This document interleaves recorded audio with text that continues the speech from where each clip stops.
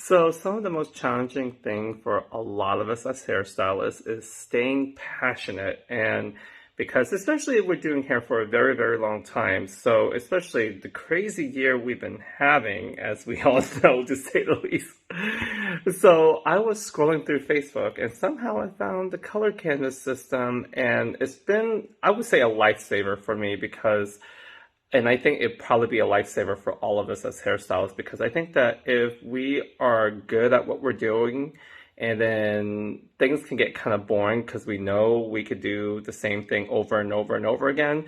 And when I discovered the color canvas system and Alisha Fox, I was like, this system has made me more passionate about hair, especially going through that rough year that we've been going through. I was able to experiment, play with it throughout quarantine, became very, very good at it using the color canvas system. And now I can't live without the color canvas system. I'm able to utilize it in multiple ways to do different graphics in hair and take the pain off of our neck and our back and our shoulders and our wrists, because sometimes the hardest parts that the hair back here and our nape and our occipital, and some of our clients can have the thickest hair. Sometimes when you get home from work, let's just say we're just tired, because we did a full head of hair that goes straight down to the butt. And we're like, oh my God, my back hurts. You don't even think you can make it the next day, right? And that's a normal feeling we all have as human beings. So the color canvas system has truly reignited my passion in the hair industry. So I'm so glad to partner with Alisha Fox because I love the color canvas system, and I love working with Alisha because we're able to be creative and expand and do different designs and different ideas and conceptualize new things so we can stay more passionate about the industry. So with the More to Me collection, it was actually named after my first album, and I was telling Alisha, as hairstylists, we're multi-dimensional artists, and because she's the creator of this color canvas system, I was saying, a lot of people think we're only one dimension, but it's really cool to see that we could be entrepreneurs and do so many multiple things and be creators and artists, and they all encompass and support what we do as hairstylists. And people forget that there's more to us. So me and Alisha bonded and connected with that message. So with the More to Me color canvas system collection box, I'm like, oh my God, this is going to change the industry. Everybody needs to get their hands on this because it's just going to make what we do a lot more fun, because that's exactly why we wanted to do hair in the first place. It should be fun, and working should feel like we're not working sometimes. We're supposed to be excited about what we do and excited about going into work. So I'm excited for you guys to play with it and have the color canvas system be part of your life. Talk to you soon. Have a great day. Bye.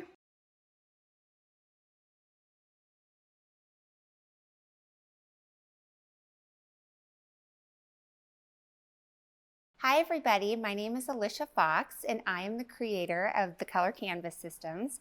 I'm going to break down just a few things today.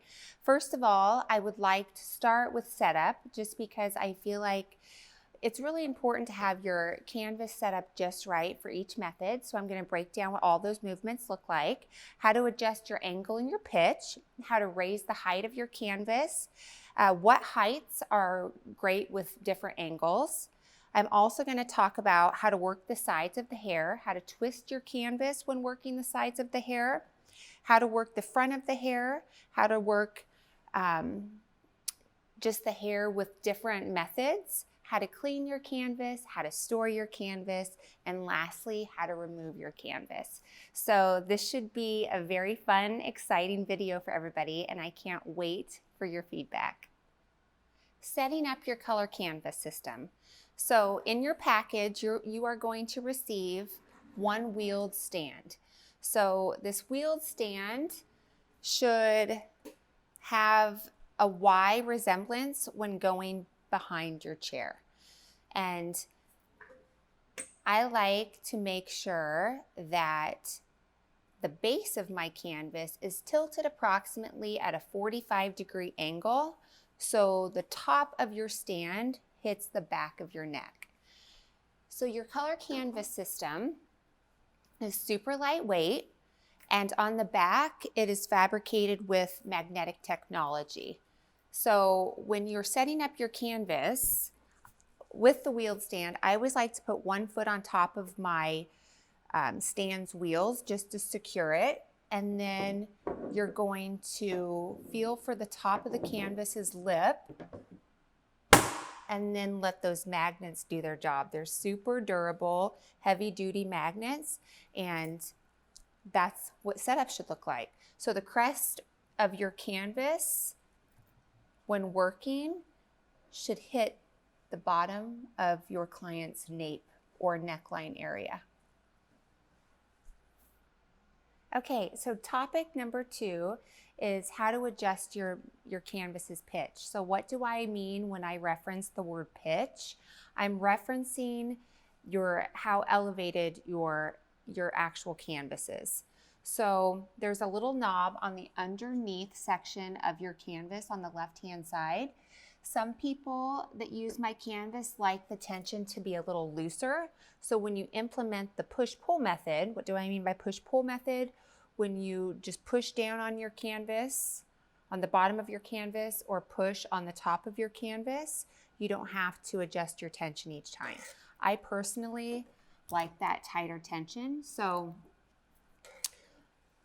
I am going to be really mindful that the crest of the canvas hits the top of each one of my sections.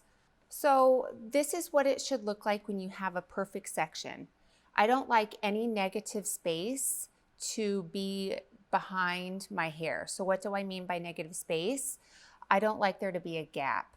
So if I don't have that perfect board to hair point of contact, I'm going to push on the bottom of my canvas just so the back of the canvas hits that hair a little more. So when you're going in and implementing basic foil movements, let me just show you what this could look like.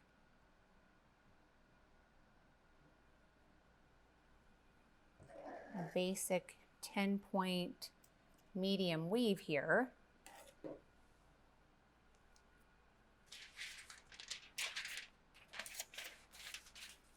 You can see by pressing down on the bottom of your canvas, you have perfect contact between hair and foil.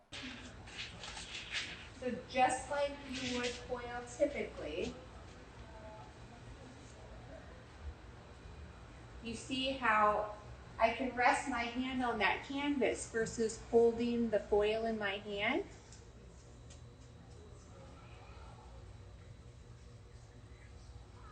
And I can still get really super close to the scalp.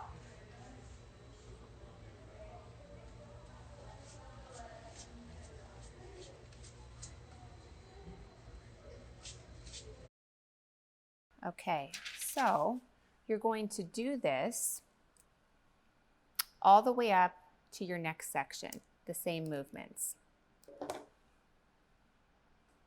When I hit the point where I'm finished with a foil, I can either do one of two things. I can stack my foils on top of each other, or I can pull my unit back, let the foils drop down to natural distribution, pull canvas back to that part and start working again.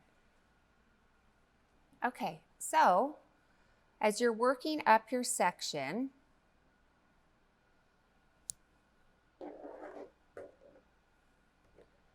you see the space in between hair and canvas. You can push on the bottom of your canvas to get more backdrop, and you can do this until you can no longer reach the top of that section.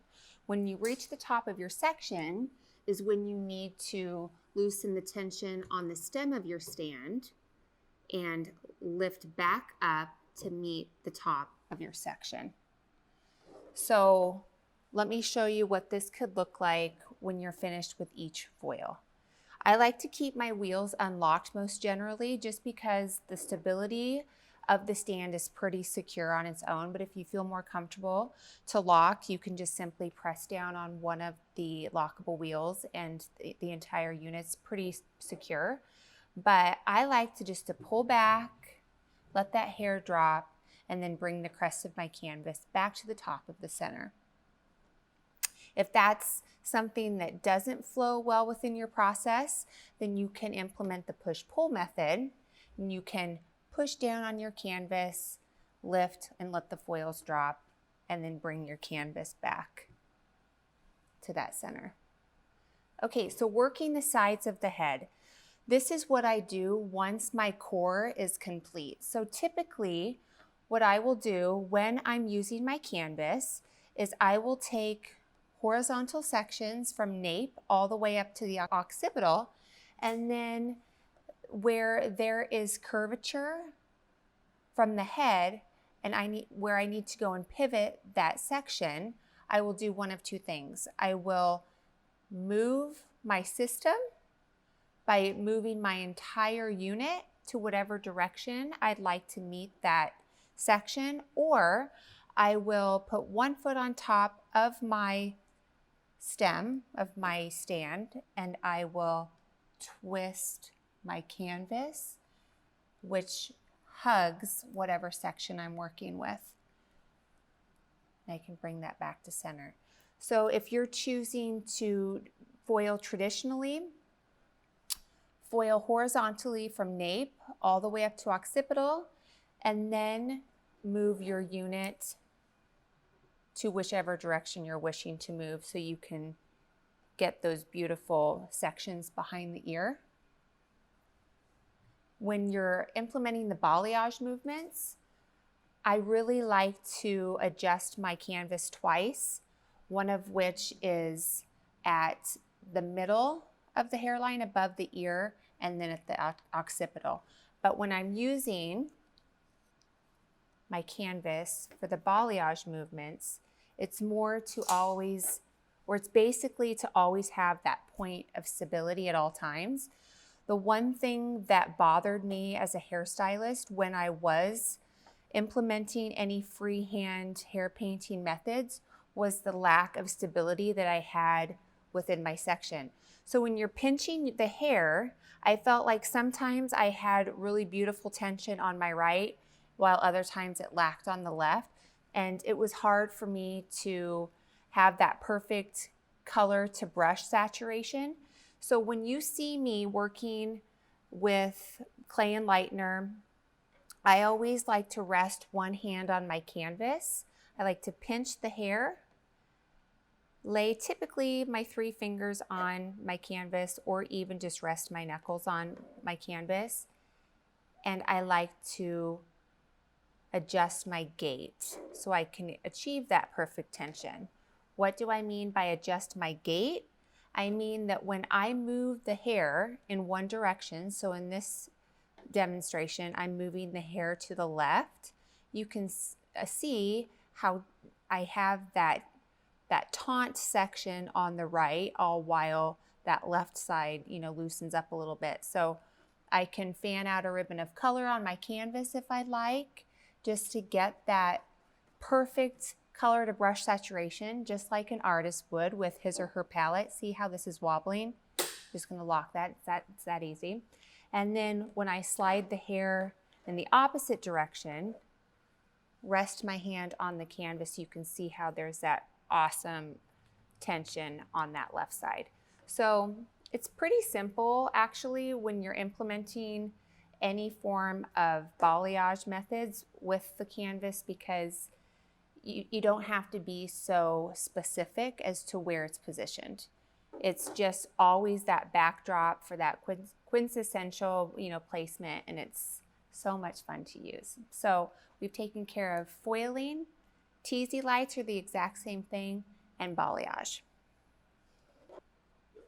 Okay, so we've finished that first quadrant, moving on to the second quadrant, and I'm going to show you what a typical application will look like.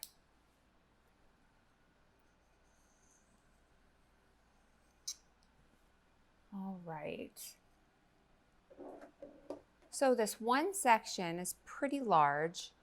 What I will most generally do is I'll utilize my canvas and I'll clip whatever hair that I'm not working with on the side of my canvas.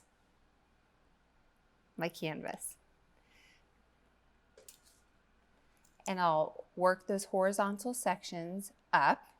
When I am ready to work the sides, that's where I will twist my canvas. So you can see what just happened. My model didn't move her head, didn't do anything to accommodate my section. It's just all in that twist of the canvas. And I'll continue to work up until I hit that point where I'm receiving, or excuse me, where I am feeling like I have a lot of gap, and then I will lift up on the height of my canvas. So I will twist my knob and lift up on my canvas to reach or to meet whatever section I'm working with. And most generally, I find that pulling back on your canvas and letting those foils drop each time allows you to see where the crest of your canvas needs to go. So there are two ways in which you can adjust your height. I personally like to lift up on my stand. I like the chair or my hydraulic to be all the way lowered, and as I'm working up my guest's hair, I like to lift up on my canvas. I have other customers who will do the opposite. They will elevate their chair to its maximum height, and then as they're working up the hair, they will lower their hydraulic. So it's just whatever is most comfortable for you. I feel like I get a little more control when I lift up on my stand, since there isn't that hydraulic factor I'm fighting with. But so when I get to this last piece of hair, I will actually start lowering my canvas just a little. So let's say that I've worked the top of the hair here. So let's say we foiled this entire area, and look, you can see a little bit of gap. So you can push down on your canvas, and you see what happened there when you did that. Awesome backdrop to paint against. You're going to unlock your wheel, pull back, let those foils drop, and then this is where I like to start lowering my canvas. I'll lower my canvas, I'll lift up on my stand.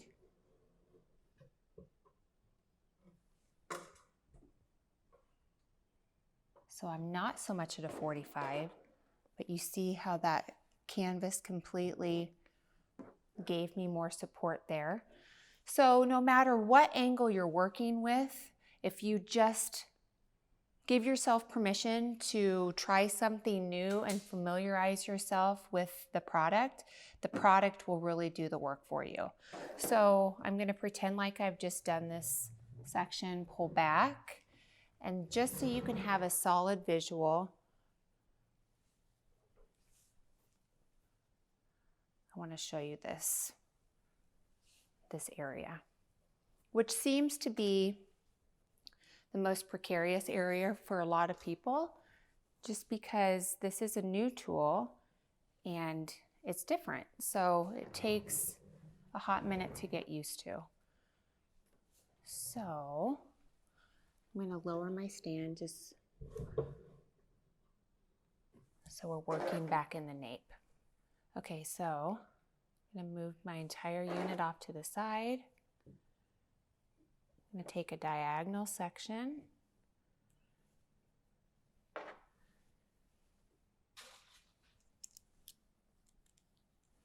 So this is perfect. You see all of this space, and you see there's approximately a 2-inch gap between scalp and zone 2 of the hair. So you don't have to, but I like to lock just one wheel, stand with one foot on top of the canvas, twist my canvas, and you can work that really great. If you need to lift up on your canvas just for a little more support, you can. But you can see how it closes up all that space. And just having a little bit of that hard surface to paint on, it's so great for your body. You know, you're not applying so much pressure to just one side of your, one side of your body. Your weight's evenly distributed, and it's just a lot of fun for your client. And then when you're working in front of the head, you can all empathize with the lunging that plays such a big role in our day-to-day, and the color that drips on our shoes when trying to get that color from our bowl to our brush to the hair. And when I work the top of the hair, I like my canvas to be in a tabletop position. And I most generally will always foil the top of the hair.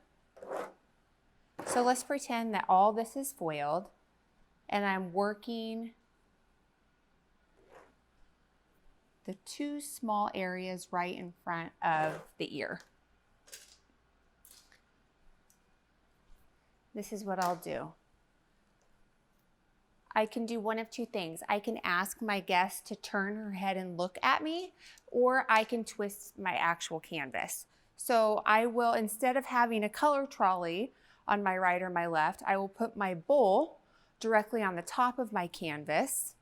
And if I'm working the left-hand side, I'm going to twist my canvas to the right, which opens up all of this space on the right-hand side and allows me to foil. So I can have my foil sitting directly on top of my canvas, my color bowl sitting directly on top of my canvas, and I'm not lunging so much. This is what it looks like when my body is working. So when I'm working the center of the hair, just to achieve that really gorgeous moneymaker piece, I'm working here. And again, my color is directly in front of me like so.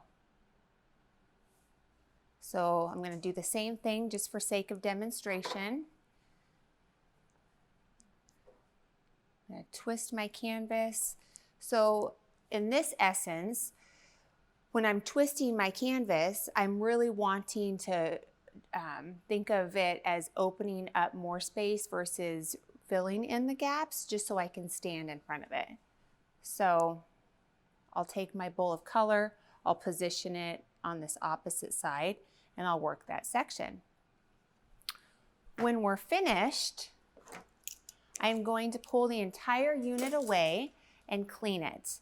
One thing that I have to broach is all of my clients love the fact that the weight of the canvases aren't so heavy and they're not encapsulated with just the massive amounts of foil that have a tendency to stack up on top of one another. So that's kind of a cool plus. So when you're removing your canvas, you want to lift up on your lever to unlock your canvas's wheel, and you're going to pull back, let that hair fall down to its natural distribution, and that tension's kind of light, so there's fluidity with your canvas, and just push it off to the side and let he or she process for the remaining period.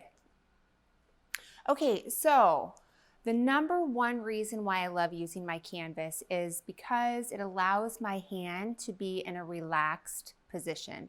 I've had carpal tunnels really bad for the last 5 years. So anytime I am just foiling all day, my hands get locked and it's almost unbearable to where I can't even work.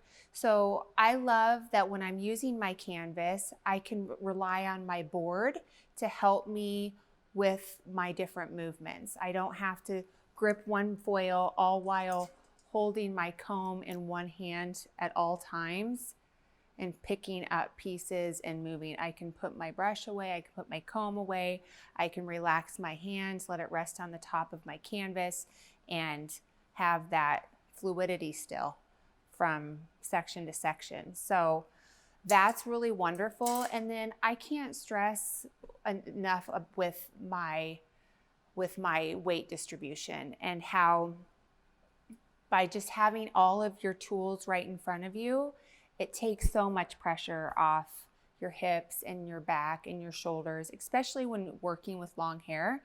And I feel like you're really going to have this aha moment embrace you after just one application, because ergonomically it just makes sense. You know, we're in the industry that really, we just go from 0 to 60. We work long hours, and it's just, this is a great way to have a sustainable career, and your body won't feel ancient after just 5 years of doing hair. So it's a great point of difference. It truly is.